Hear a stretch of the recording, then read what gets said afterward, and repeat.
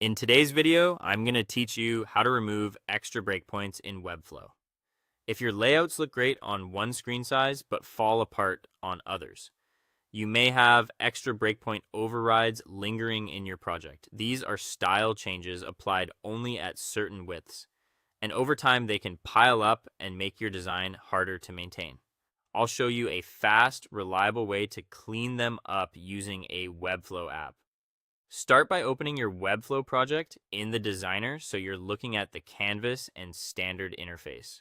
We'll be working entirely inside this project. Next, head to the apps section inside Webflow. This is where you can find and add tools that extend the designer. In the apps area, use the search bar to type FinSuite extension. You're looking for the official FinSuite extension app built for Webflow. This tool includes a utility that safely removes unnecessary style overrides at specific breakpoints.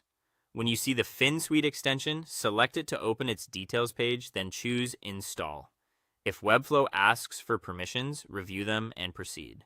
Installing the app connects it to your project so it can analyze and update styles within your designer environment. After installation, click Launch App. The FinSuite interface will open, usually as a panel or modal inside Webflow.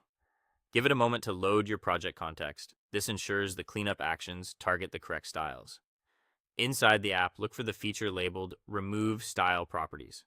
This is designed to strip out unwanted CSS properties you may have applied on specific breakpoints. Select it to access the cleanup tools.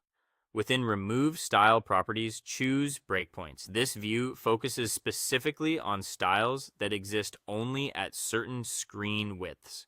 It's helpful for eliminating overrides that no longer serve a purpose and for returning control to your base styles. Now click Remove Styles. The app will scan your project and remove those extra breakpoint-specific properties, allowing your base styles to cascade naturally. This reduces complexity and makes future responsive adjustments more predictable. As a best practice, consider duplicating your project or setting a version checkpoint before any large cleanup, just in case you want to compare results. After the removal, test your pages in the responsive preview, moving through default and custom breakpoints to confirm everything looks consistent. If you spot elements that relied on those overrides, adjust them at the base style first, then fine-tune only where truly necessary. That's it. You've cleaned up extra breakpoint styles in Webflow with the FinSuite extension. Your project should now be leaner, easier to manage, and more consistent across devices. Congratulations.